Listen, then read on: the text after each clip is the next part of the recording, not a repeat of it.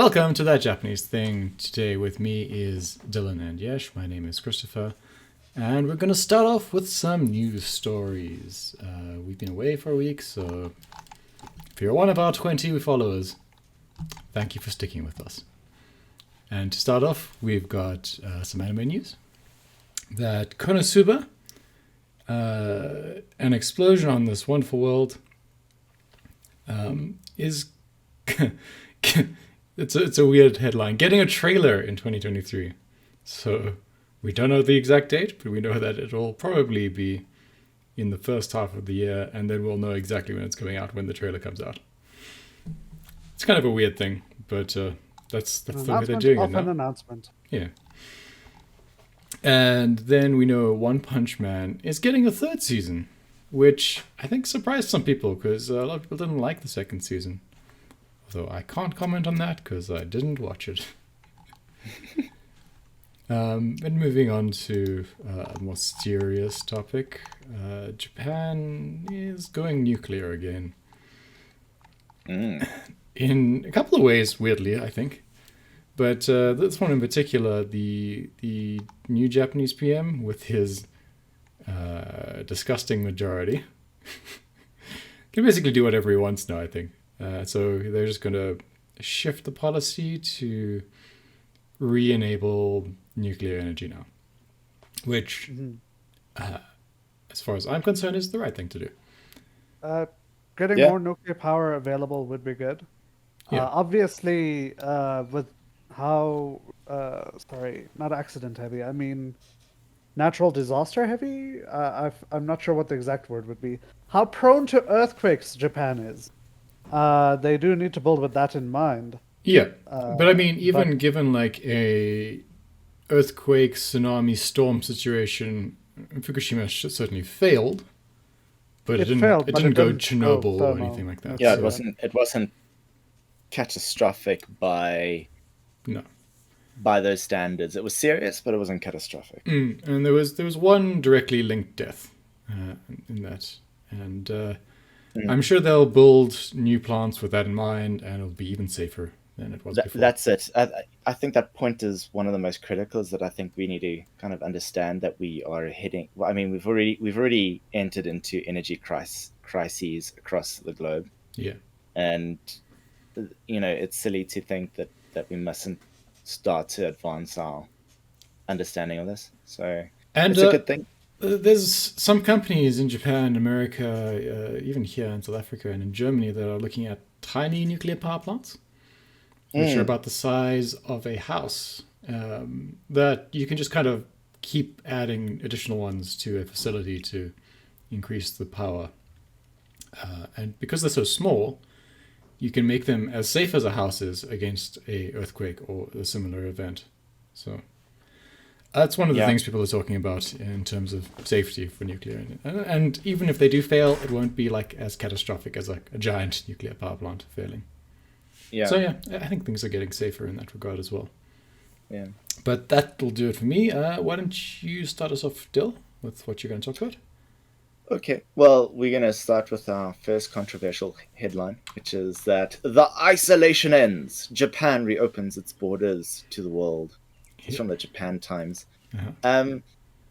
Yes. Seeing these headlines, and the devil is in the details. And as per usual, it's basically the government saying that they're going to reconsider their current numbers of restrictions on daily travelers to the country, and there are very few details surrounding this. They don't even give an exact number as to what they're going to do. There's just speculation on it.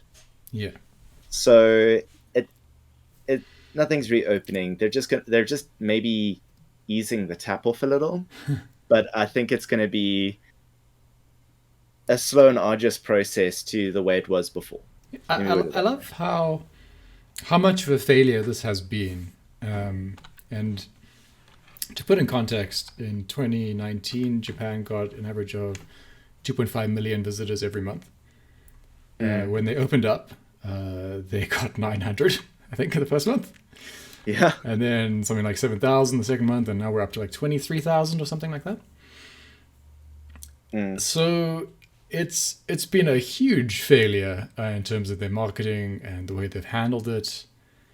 And the article you're talking about, the headline is just very misleading. But it's also not entirely false. If you register through a travel agency, you can just go to Japan and basically have a normal tourist experience now. So that's good. It's just that I don't think that's how people book holidays anymore, generally speaking. And there is that added like weird sort of paranoia that Japan has introduced into that system, where your travel agent is like basically required to track you throughout your journey, right?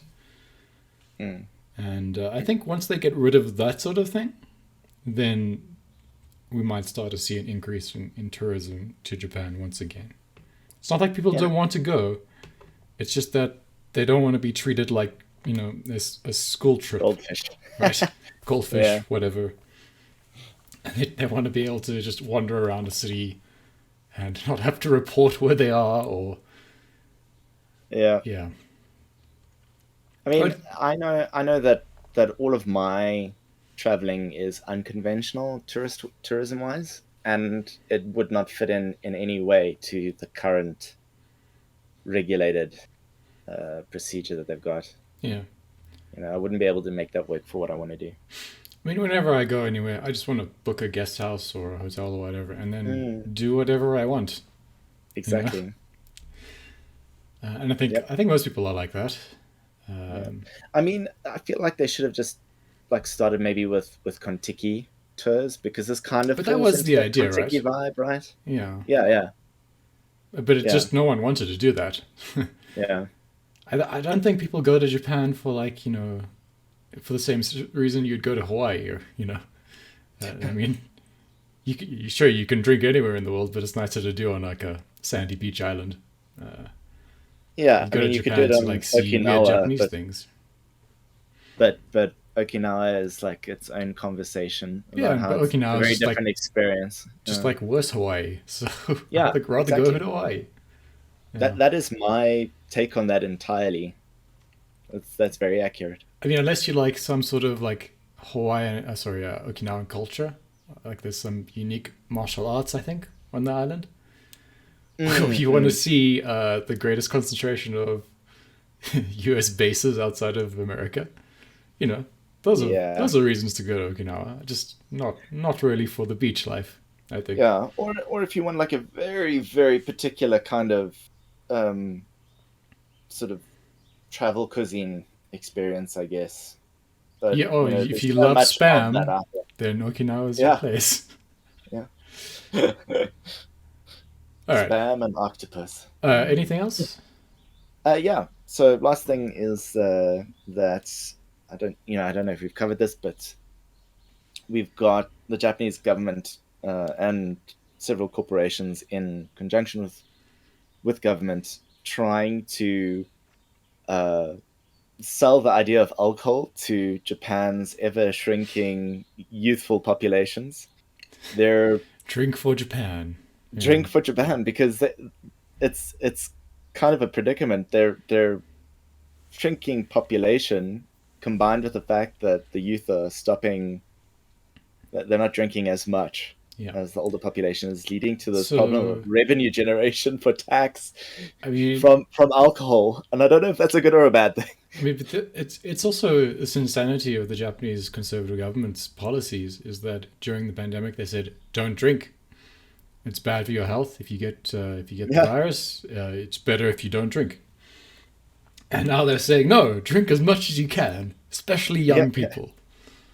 And part of the reasoning, right, is so that people get drunk and inadvertently have children as well. That's one of the stated objectives of this. So they're trying to encourage young people particularly, to go home earlier, drink more, and do things at home, I guess. Develop some addictions. Yeah.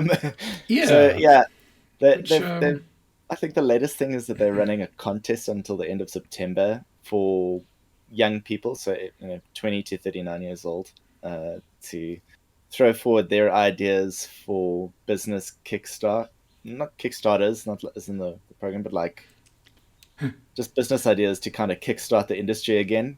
And it's just very surreal to me that this is the case. It's such as. Can you imagine any other government in the world going around saying, "Hey, young people, it'd be great if you bought some beer and just went home alone and drank a lot. That'd be Yeah, great." yeah. Or when you go out, please drink more. Yeah. We have a whole train system for you. That's true. In fact, that would be like the next thing is that they like give you a small like rebate on your Do you know how it would work? train Though? fare. It would. You know how like people always handing things out at train stations in Japan? Oh yes. They'd just be handing out like sample size beers and little bags for throwing up. And you know what? The phrase "keiko desu" just completely still applies. It's the best phrase ever. Yeah, keiko desu, and you just walk away. And the weird thing about this is like the government has such little impact on anything Japanese society does. So I don't know. Anyway, Yesh, what do you have for us? Related to one of the earlier topics, specifically the Fukushima nuclear plant, which is currently in ruins. It is set to be decommissioned over the next 40 to 50 years, which is quite an extended time schedule. But one of the sections of its removal has been delayed by 2 years. And I thought the reasoning for that in particular was quite interesting. When faced with similar issues, other countries have poured concrete into their reaction chambers, lifted the concrete out, cut it into sections, and correctly stored it for nuclear waste. Right. Japan's solution is that they are building an arm robot that will descend into the reaction chamber, scrape the reaction material into containers, and then correctly dispose of that, cutting down the amount of material they have to dispose of, especially since, technically speaking, if you fill the reaction chamber with cement, most of that, the vast majority of that, would be non-fissionable material that didn't have to become irradiated and didn't have to get stored. Yeah. So they are literally building a pair of robotic arms on a mobile frame that's going to descend into the reaction chambers to scrape up the nuclear material. And this is being produced by Mitsubishi Inc. Seems like a bad idea. It's kind of a continuation on that story I had earlier where a robot was repairing the power lines for train stations. And also I had reported on the Fukushima cleanup previously. So I just wanted to say that this story that combines both of those stories is kind of incredible to me. But yes, they're literally building a robot that can be easily cleaned of radiation to descend into their reaction chambers to pick up their melted fissionable material and some of the cement from the bottom of the reactor, because they have to get rid of that as well, and bring that out. I mean, it seems a silly thing to do if it's going to delay by 2 years or whatever. They've delayed their removal efforts by 2 years for this. Yeah. According to them, it's because filling the entire thing with cement would create a great deal of waste. Yeah, but I mean, That's it's all the just safe going way into to do a it. hole though. anyway, isn't it? So it's not like it's. So I thought that story was particularly entertaining. And then, secondly, Mob Psycho Season 3, which will take us to the end of the manga, thus wrapping the entire Mob Psycho saga, will begin airing October 5th this year. Indeed. I really want to highlight this one because it comes with kind of the end or near the end of Mob's personal growth arc, which is the main arc of the story. The whole shonen battle manga stuff is very interesting, and the anime has been very popular.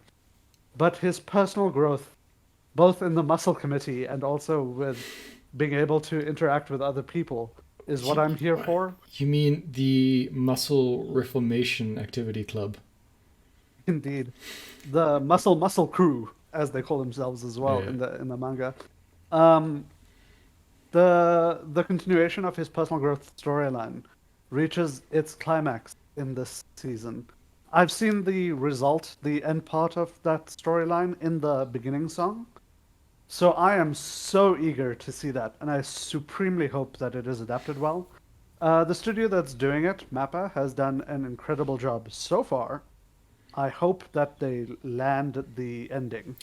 Mob Psycho is very difficult to recommend to people because one of the things you want to say is the animation is just fantastic throughout, and then you just show them the like Full the frames. style, and they're like, oh, this looks no. terrible.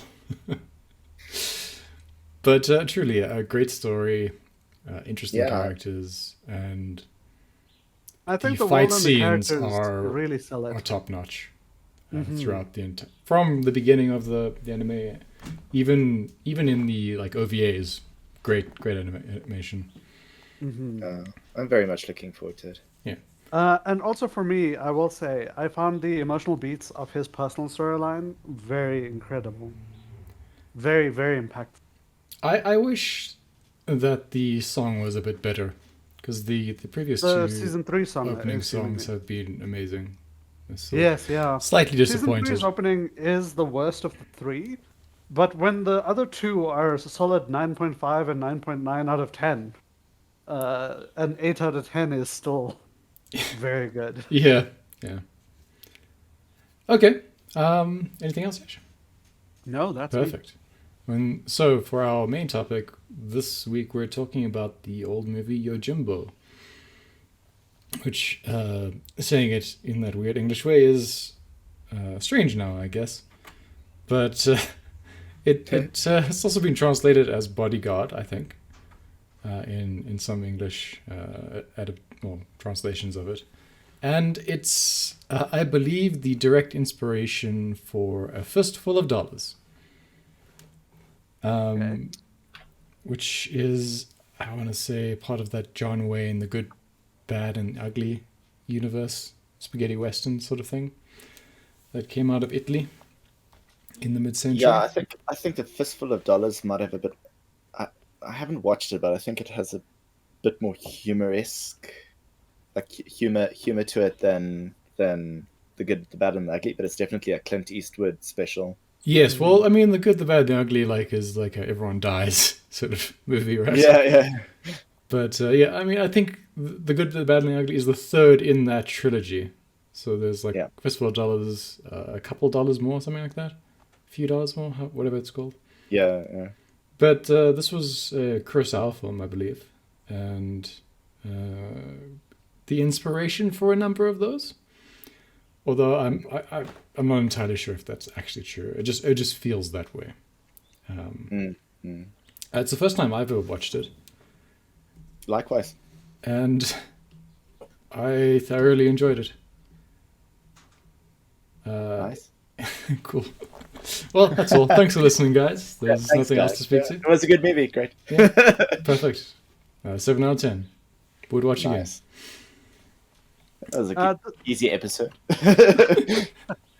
This was like a 7 or a 7.5 out of 10 for me, I would say. Yeah. Worth a watch, worth a rewatch. This movie was released in 1961. Yep. Yeah.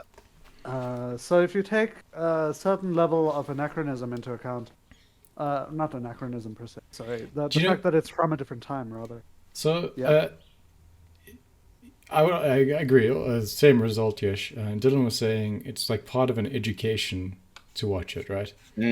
Like if you went to film school, this is probably something that would have been recommended to you at some point. Probably all of Kurosawa's movies would be recommended to you.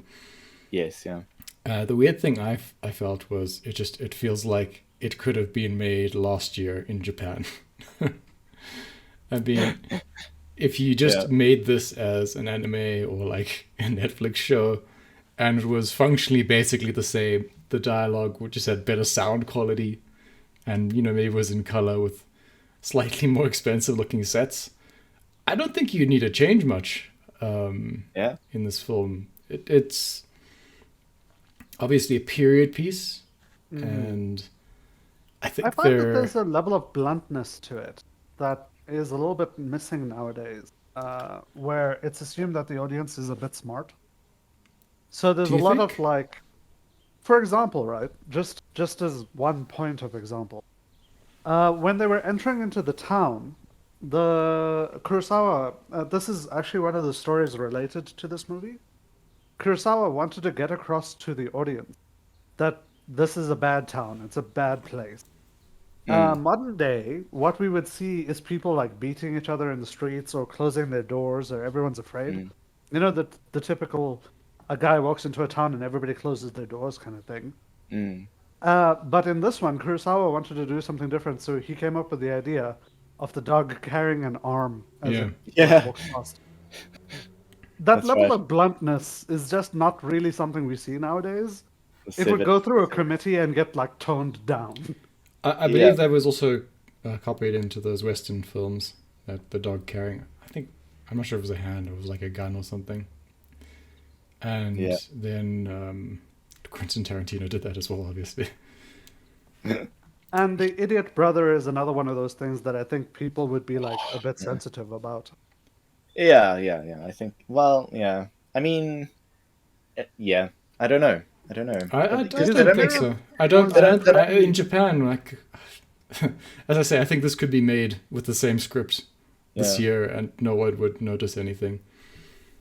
Yeah. And they don't. possibly. They don't. They don't really. In the movie, it's not clear whether this is just an idiot or whether he has an actual Disability. disability. Right?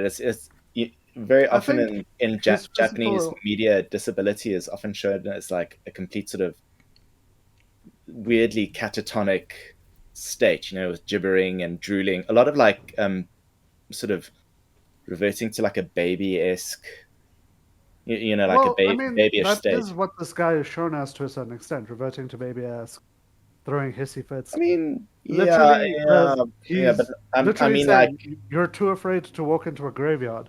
Gets him to forget what he's doing No, and I help mean, a man I oh, think carry I, him. oh, I it's think I just, childish, yeah. I didn't even really pick up on the fact that he was supposed to be like a retard. I just thought he was kind of a dumb guy. Well, the makeup they applied to him gave Yeah. him a definite Down syndrome kind of appearance. So this is where Yash and No, I have a difference of opinions because I don't think that he's supposed to be portrayed there. no, I don't Like, think so either. and He's just when that I'm comical relief character that you see in a yeah, lot of shows. Hmm. yeah, when I mean babyish, I mean like the visceral elements of being a baby. You shit yourself, you drool, you have a snot nose. You can't literally clean up after For yourself. yourself. And Yeah. in a lot of media that I've seen, that's how that's sort of portrayed, and that's a different conversation for a different time. I I mean, think for this, him, he's portrayed as the baka, yeah, the complete exactly. idiot that's sort of comedically No, well, stupid. he's not he's the fat kid. That's who he's portrayed as. Yeah, Like you know that the one kid from Teasing Master Takagi. yeah. Like, Teasing that. I've never seen that. it's like a famous anime. Okay. But I mean, there's one of the high school kids whose job is there just to be fat and make stupid jokes and comments and make pig noises and things. And this guy's job is to make sort of rude jokes and act tough, but in a stupid sort of way. Like in the graveyard scene where the was the coffin maker, I think? Yeah, the coffin maker Yes, is yeah. convincing him to like do all these sort of things. And Oh, that's the in sort of in not innkeeper, the bar owner.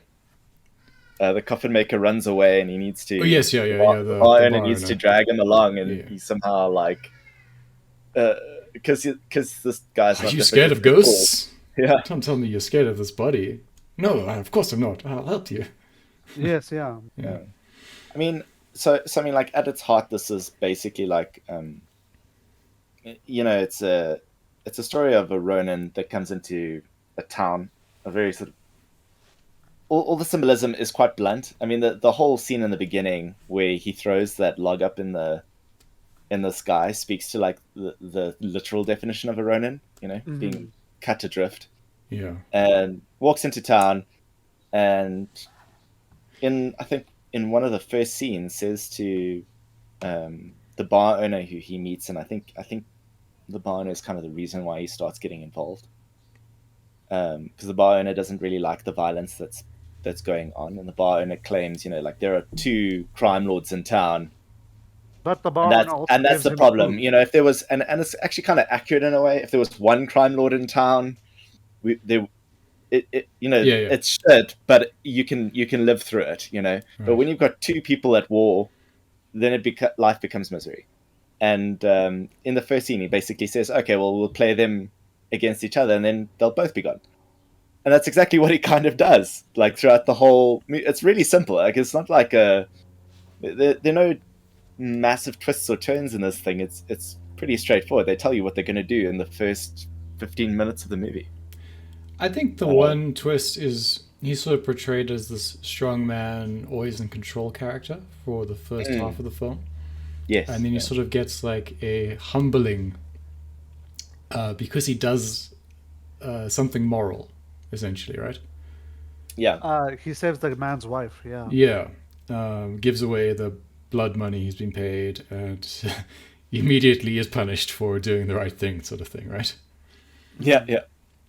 And I mean, that is a slight twist that you don't really see that often anymore in a movie. Like, normally after someone does the good thing, nowadays you'll see something good happen to them, as if like there's an instant karmic reward for. Yeah. It's like the guy will come back and save him in his time of need or something like that. Yes, yeah. But in fact, I mean, the fact that he saved this guy, the guy did come back and left him an incriminating note, Yes. Yeah. Yeah. which directly led to Right. his imprisonment. Yeah. Because he's Basically, a note immoral. saying, "Yeah, this is the guy you want to capture and torture." Yes, dear Samurai Sama, thank you for helping me commit this crime. Yeah. Sincerely yours. Yeah, it was interesting. I Yep. Oh no, I was just gonna say, and I think it's in terms of styles of the thing, because it's a samurai, the equivalent of a spaghetti western in samurai setting, right? That's Yes. how that's pretty much universally described. Or these sort of movies are universally described. I think it's important to note that there is an interesting progression in these films where the style of violence, for the most part, hasn't changed up until sort of contemporary wire work stuff started becoming super popular. Mm-hmm. There's the sort of flashy move as the guy sort of raises his sword. There's a cut, and then there's this like very I'm Abrupt sure this falling comes to the from ground. theater. Yeah. Yeah, there's a very like overly dramatic tone to the way that people kind of There was some die. sort of fake blood involved in some scenes, but Mm. only when someone was like And- next to a wall or a prop that it could sort of That's be it. hidden That's in. it. Yeah. And this is the interesting thing because just as a note, and I think I need to find out which movie this was in. We often think of these old timey samurai films as being like overly gory, where you've got this blood, and in an anime sort of esque scene, like just spraying out Everywhere. everywhere. Yeah. Quentin Tarantino got his put that into Kill Bill, for example. Indeed. Now, It's like a Blade that all- blood sprinkler situation in Kill Bill. That stuff all came from a specific movie where one of their props malfunctioned and started spraying it out at a Right. higher pressure, Hmm. and they went with it, and Yeah. it became a trendy fad. And it's interesting because you can watch these films and you can see like this one has the only blood is sort of narrative in a way, right? It's like if someone's sort of stumbling out of a shack, it tells you something bad happened. Yes. But in the combat scenes, they don't use it at all. Very nearly blood. There's no blood. Like you just see the sword move. You don't even see like a cut tunic. The guy just kind of stumbles and drops. And then when he's on the ground, we'll cut to him, and then maybe there's a puddle of blood or something like that. Yeah. That's it. And I think it's like a fun thing to like go through these movies and then like start to see where this starts to change. It's like if you look at Lone Wolf and Cub as a movie series, man, like there are arms that flip up in the air. Okay, there was one scene where that happened in this movie, but it wasn't like every scene. In Lone Wolf and Cub, it's just like it looks like people get put through a blender that's very juicy. There's blood and arms and it's the modernish Japanese thriller horror movies. Oh my god, it does. One is like Tokyo Vampire or something. Yeah, Tokyo Vampires has crazy gore. It's just like someone is being shredded by a wood chipper every 10 minutes in that show. They wanted to display vampires Yeah. as being incredibly strong and incredibly violent. Uh, So people like come apart as if they were very lightly held together by yeah. It's by like there's like a zipper on elastic the bands. back, and they're like, zip. It's like if everyone had a core of C4 and was made of loosely packed together meat, basically. No, okay, great. I did Explosions. want to say, I also saw the portrayal of the samurai as like very interesting because this is obviously from long enough ago Yes. that the modern day interpretation of samurai is completely different. Because I'm so accustomed, I must admit, my interpretation of samurai comes mostly from the Lupin the Third movie. Okay. But I have seen the trope or the meme occur in lots of other movies as well, where the samurai falls into this ideal or concept where their combat power is excessively great, like they're ridiculously powerful in combat, but they're so limited by honor and the rules that they put upon themselves that Oh, getting them yeah. into a fight But is actually remember, like this Oh, a is yeah, tricky this yeah. is thing. not your ordinary samurai. This is your Yeah, Ronin, right? Ronin, He has indeed. no master. He has no honor to uphold. He is But just in it for the money. he is called samurai or Yojimbo, and Yojimbo is said with a lot less respect. Well, I mean, a Quite a lot, samurai yeah. just you're essentially born into that role, so it doesn't actually Mm-hmm. doesn't mean But anything the necessarily. idea of him being cunning or using his sword to attack a roof and stuff, it like rang wrong for me when I was Right. watching it. That's, that scene where he was Yeah. well, I mean, he was dishonorably like faking a scene, A right? mass Yeah. murder, It effectively, yeah. is. It is something that I kind of, just on that note, because you're quite right, Yesh, in terms of the way films portray these things and the Modern day romanticism, versus back then, yeah. in modern day romanticism of a period. But from the martial arts side, you get people that kind of revere The the katana and the, the samurai. katana and the touchy and the swords and stuff, and you're just like, as a battlefield weapon, these things break. They're used Yeah. as like almost like garden implements. And if you actually look at like the Koryu, the older schools, Mhm. they get like used like can openers, man. Like there's like revering, don't touch the blade or you'll get your fingerprints on it. It's like, no, motherfucker, if it's rusty, that might actually help you long term. that might put in some sepsis. They give him tetanus, yeah. Yeah, So, like also, like yeah. like Anyway. some families, the older sort of surviving samurai families will have these like display like naginatas. Yes, yes, But yes. then they'll have the ones the ancestors really used, and they'll be bent out of shape. Like half the haft has been replaced here, and there's some. That's the blood of the guy. That's still on the tip there. I'm Dude, sure there's, this movie there's is more such accurate such a romantic notion of elegance of to the Japanese samurai martial and arts, the which is all the contemporary stuff. stuff. Yeah. That's what All I'm the trying to stuff say, from though. back is like really hardcore, or maybe hardcore's not the right word. There's elegance and nuance in it, but it's not in the sort of sophisticated notion of it. It's No. very practical stuff.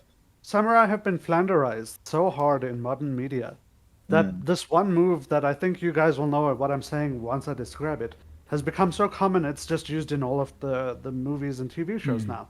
And the move is where the samurai uses their thumb to push their blade just a tiny bit forward and then's like threatening, don't make me take my blade out or there will be blood. Just the idea of Oh them yeah. drawing their weapon is like the big threat Yeah. in modern day. You know what it is? And in It's the this, equivalent of the cocking of the shotgun or the cocking of the pistol, exactly. Just the which is idea that stupid. he has It's loosened the just plain blade silliness. is a great threat now.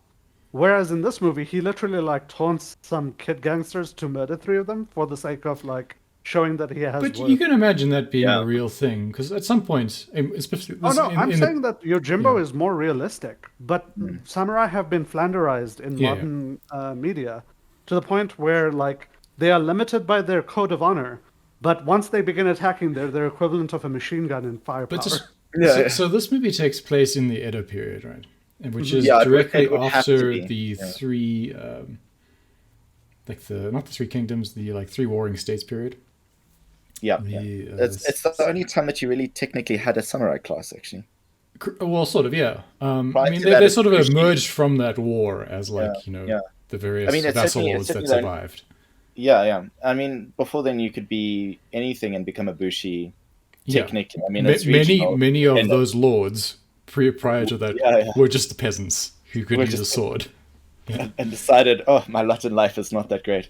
But But during this post that, yeah. period, they were sort of almost gentrified, Mm, but in a very much way that so. didn't give them a lot of money, right? Yep, So hundred they were percent. given a small allowance and told not to work as well.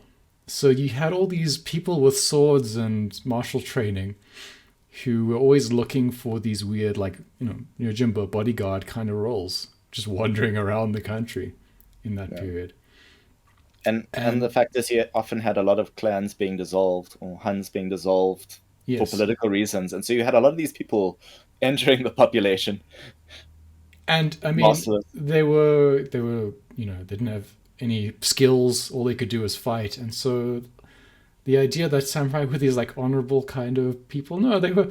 Some of them were just barely, keeping their shit together. Right? They were Yeah, starving, and they would do whatever said gambler would want them to do, for the right price, as In fact, shown this in this. movie had one of the samurai who was getting paid only one, whatever the currency they were talking mm, about.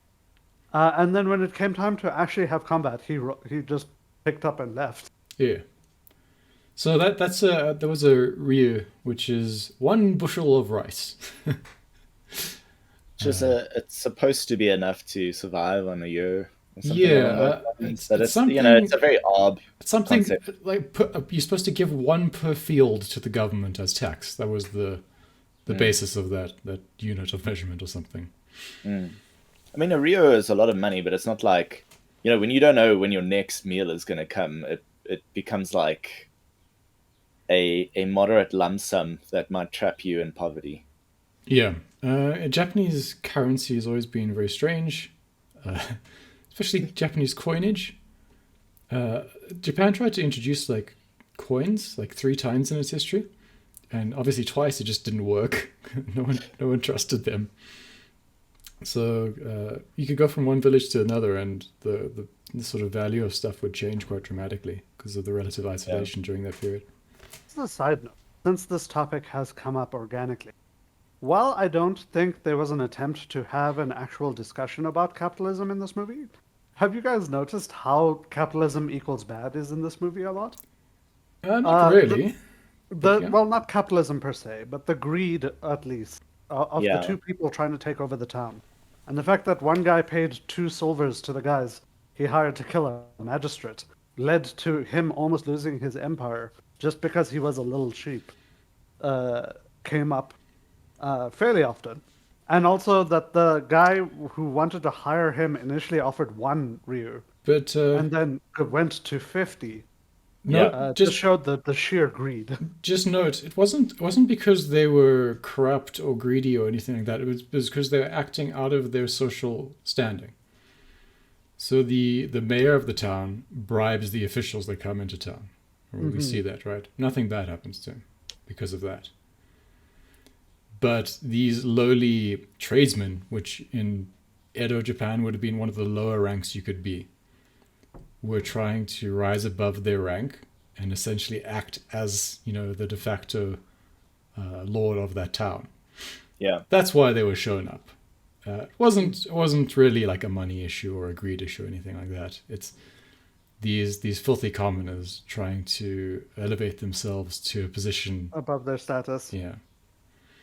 Also, just another note. The third brother, when he arrived and he pulled out that gun, Ugh. seemed like the most chunibyo person I've ever seen in a movie this old. And his last words were so cringe. When he first arrived, his first words were, "Nothing can beat the power in my left hand." Yes. And I'm sorry, what? I also love And like then, he's holding a very modern gun as well. as Yeah. he's Yeah. dying and he asks for the gun back, he's like, "I shot twice. It's totally out of ammo." Grin, Yeah. grin. Grin, yeah. It was so cringe watching him die. Yeah. I mean, I think that's probably intentional because they want you to Absolutely, the see that this expression guy on his face really were has no substance to his character other than the lust for power, possibly, or the Well, he misunderstanding was of power. presented as an intelligent devil, and to be honest, he's also the only guy who saw through the. No, no, the Oh no, ruse. no. yeah, that's right. He wasn't. Well, I mean, he was supposed to be cunning, right? They didn't say Yes. intelligent. They said Yeah. he looks like a Cunning. sheep, but he's actually a wolf, sort of thing. Wolf. Yeah. Yes, yeah. And he's the one who ended up finding out that the samurai Yeah. was the cause of the discourse. Yeah. And he The- was the- right throughout the whole movie because he'd constantly be like to one of his lords when you know, when the main character is like busy manipulating them somehow, he would constantly be the voice of Reason, quote unquote. Yeah. voice of reason, saying no, don't trust this guy. Well, like, he's obviously lying. He'll Yes. say that like right in front of everyone, and then the other guys, because they're so. And I think this goes to sort of what Yesh was saying. They're blinded by greed.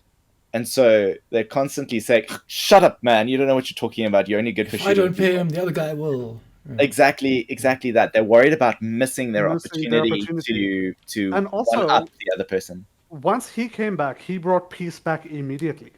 All tensions died as soon as he came Yes. back. It ruined Yeah, the samurai's that's- plan. Yeah. And then the samurai went off and was like, "But what if?" And all of Yeah. a sudden, it was all back on again.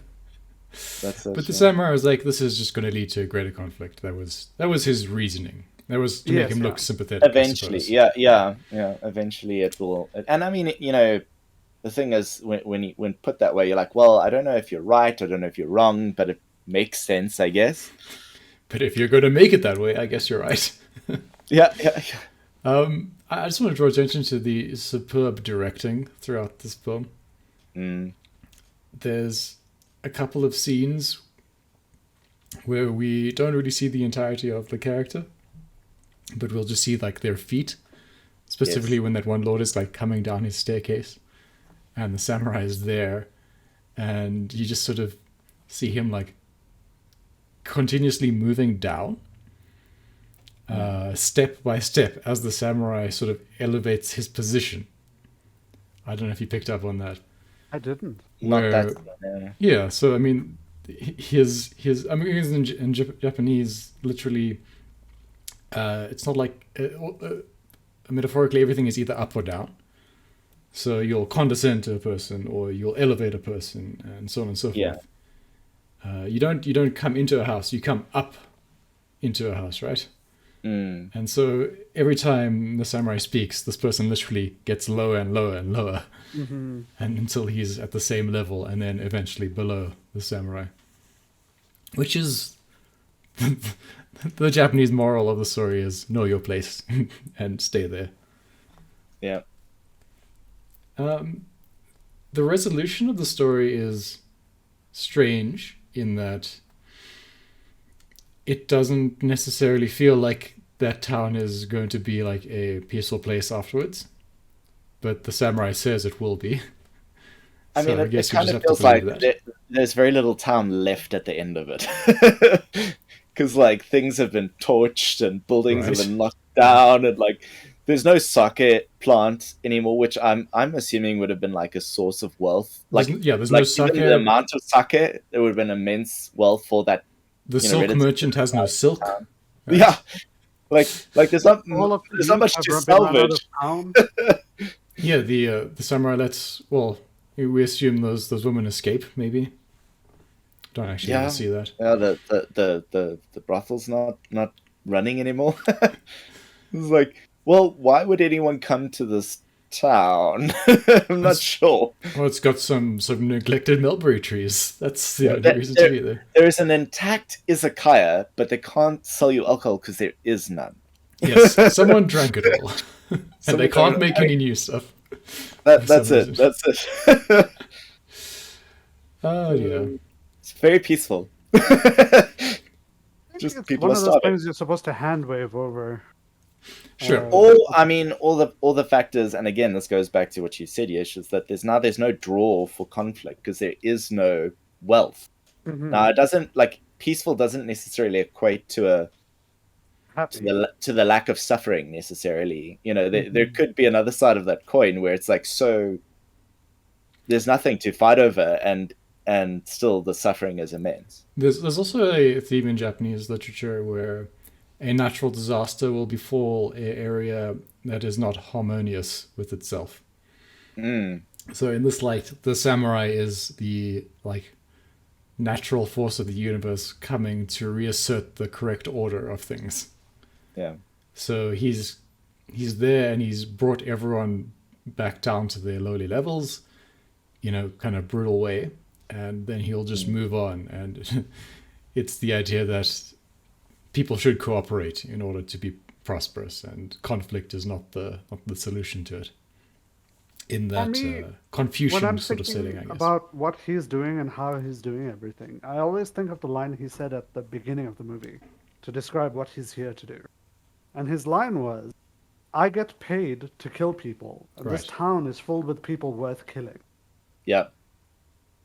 So I feel like that's what he's here to sort himself out. And if the town gets sorted out along with that, that's great. Yeah, no, he's definitely a mercenary, and there's no getting around that.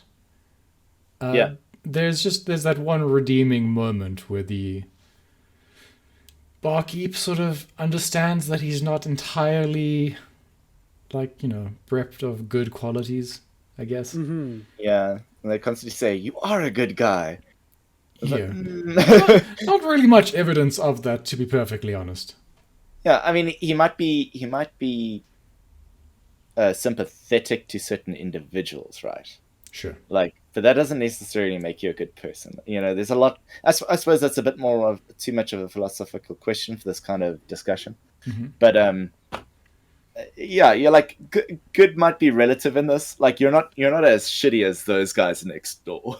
Like, Right. Also, Yeah. just in terms of the way things look, I think it's obvious they didn't have much in the way of a budget. So you notice like there's a lot of people wearing the same yukata throughout the story. yeah. And all of the wealthy people's houses don't look that great. I guess that could be excused as this just being kind of a bad Run down town. frontier town. Yeah. But I think really it's like a recreation town somewhere, outside Kyoto that they had for filming for like a few weeks. And this is just the best they could do in that situation. But what they really did well, I think, was cast the samurai.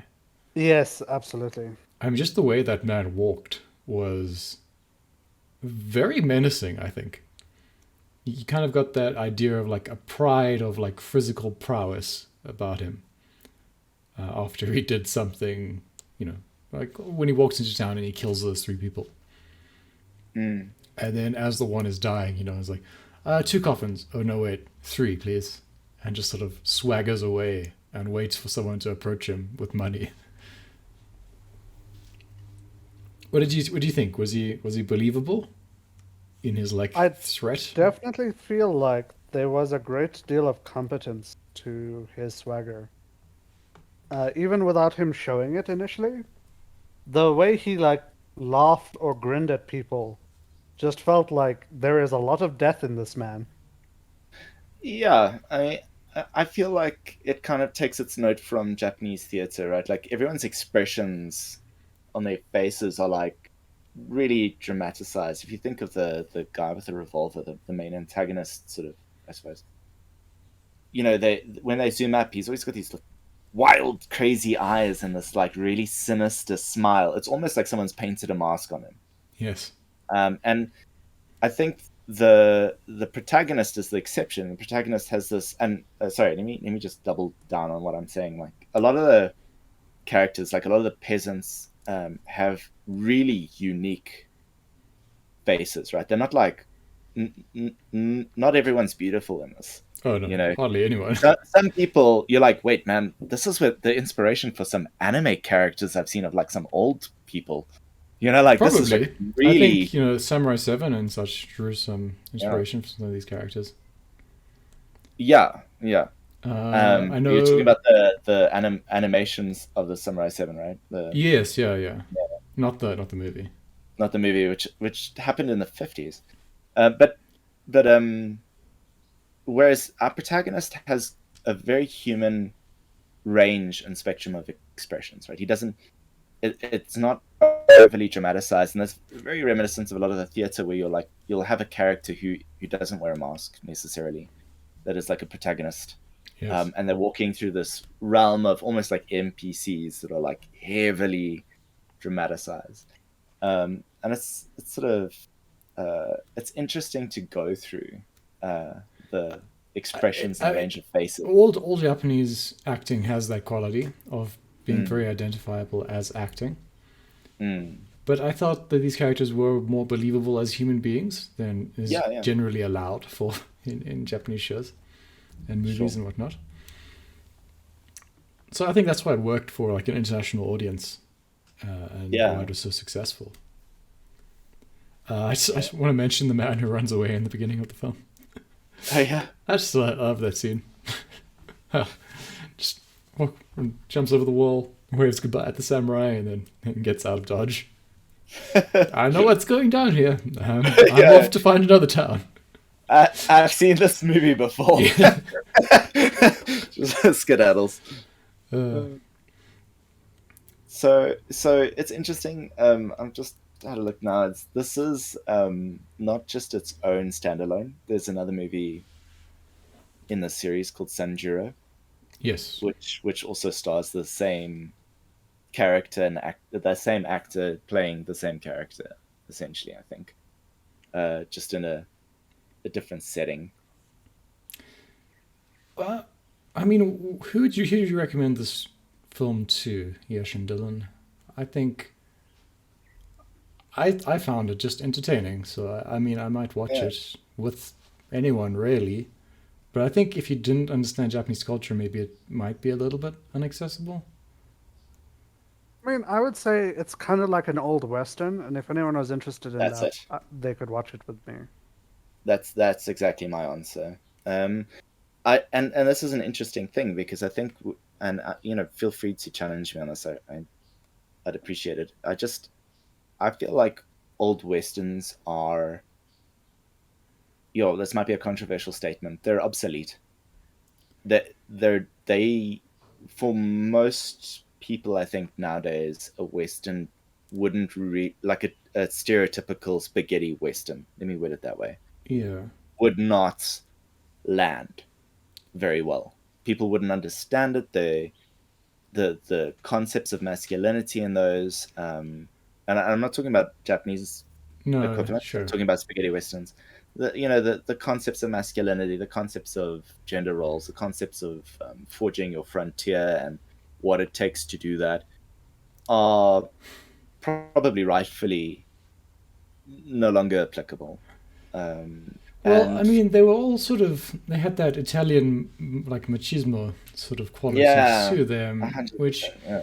even at the time wasn't entirely translatable into like an English language version of a Mm, thing. And then they mm, were coming from this literature like 50 years before that, fantasizing about like the Wild West, people shooting outlaws and killing buffalo and, just being that lone wolf sort of character, mm, which was a weird thing that happened in the middle of last century as people tried to kind of recapture some of that early adventurism of the old mm. colonial era, I guess. And so yeah, it doesn't work anymore. It's not very complicated. I mean, it is slightly more complicated than the way like a Marvel movie is portrayed. I mean, Yeah. there is gray area in all of those old cowboy films and in films like this that doesn't exist anymore. People are always So very clearly evil, very clearly bad in that's one it. one Yeah. movie. And so with that being the case, I feel like the potential audience that I would refer this to has probably shrunk quite a bit. So for me, the answer would be someone who likes westerns, which I feel is now like spaghetti westerns, which would now be like a kind of a nerdier subcategory of people. If you're gonna watch Like those like movie buffs. the good, bad, and ugly and those sort of series of Yeah. westerns, they're Which superbly directed. I mean, I really enjoy. Yeah. I just understand that I don't relate to I the mean, there's a scene in one of moral those themes. where someone just assembles a gun from a pile of broken guns, Yeah, which is just a funny, entertaining idea that like it's probably impossible, right? I mean, yeah. you couldn't do something like that. I'm sure like gun parts are not interchangeable. I mean, there would be a lot to that, but in essence, you're correct. Yeah, right. Given the nature of those movies, there are going to be so many different kinds of things. That's At really the nothing. same time, Robert Heinlein was a successful author, and he was writing about this sort of like hyper competent male, right? Who Yeah, could stand by themselves and hold themselves together at any sort of situation. yeah, And I don't know if that is. I mean, in Marvel movies, you sort of have that as the main superhero type. But they're always kind of flawed and, they have their own problems and they definitely can't hold themselves together in any situation. They need their friends and teamwork and all that sort of Marvel crap to come together and sort out the bad guy and, that sort of thing. Whereas this wasn't really so much about winning as just being a badass, I guess. yeah, like a force of nature kind of deal. But yeah, and then the other people I might recommend it to are people that appreciate different different styles of movie making. That won't just look at it for to be a part of a collection that they're interested in, like a genre that they're interested in. Although, I mean, you're going to get the guys that really like old samurai films, and that's great. That's really great. The coffin maker and the barkeep are reportedly what George Lucas based R2D2 and C3PO on. Really? What? Yeah, Really? indeed. There's a degree of that making sense, Because actually. they're the comical duo. Yeah. I mean, this isn't a very comical outing for the movie, but they are basically the comic relief throughout this. And also, one of them is like cowardly, and the other one is like actively getting involved Yes, yeah. and forcing the other one in. You note in that one scene, the one ran away and the other one helped. Right? Yeah. Yeah. And as good education, I mean, it's nice to see how this kind of film has been put together. Yeah. It's I think it is something that if you want to enjoy movies, not just for especially if you're not looking for a consumeristic. See, my English is so bad today. If you're not looking for a product that is made to be consumed, Yeah, no one's advertising this at you. then No one's made any money on this in the last 40 years. yeah. Then this is a good film to look at. Like for example, I could claim like for Lone Wolf and Club, if you just want a thrilling revenge tale filled with blood, that kind of stuff that you can just nom up, then go for it. But this you don't really even get, even though there's a lot of violence in this, you don't get that from this. This is more like there's a style to it. This would just be good to watch with a couple of friends and, yeah, have some chips and talk about especially if you're like drinking at the same time. If you take a shot when he takes a shot. Every time there's no blood, take a shot. I mean, I feel like they make clear reference. Like, this guy is an alcoholic, by the way. Like, he's definitely is drinking. This is his only thing that he really enjoys. Actually, is drinking. Eating food that is too hot to put in your mouth, maybe as a second. Yeah, jeez. I recoiled in pain when I saw him eating that out of that pot. I'm like, God, that must be. Yeah, just take a potato out of a pot of boiling stew and put it directly in your mouth. Our equivalent of a poiki. Yeah. Oh no, it'll kill you. And then he goes for a second one. I'm like, oh, why? Clearly this is painful. I guess when you're drunk so much sake, you don't feel it anymore. And when you're that much of a badass, what can that potato do? What can hot water do to you? Yeah, nothing really. These questions have answers that we will not appreciate. Probably true. But they left out the obviously the onsen scene, where he was just swimming in like bubbling water or something. Yeah. What's it? Tokyo hot man level water. Yes. Tokyo old man level heat. All of the pain receptors in my skin are dead. This bath is the right temperature, a solid 72 degrees Celsius. You should not be alive. How are you surviving? Japanese people do love painfully hot water, though. It is a Yeah. known fact. Yeah. Anyway, on that weird fact, that'll be us for today. Thanks for talking with me, guys. Yeah, thank you. All good. All right, everyone. Delightful romp through Yojimbo. And cheers for now. Bye bye. Ciao. Bye.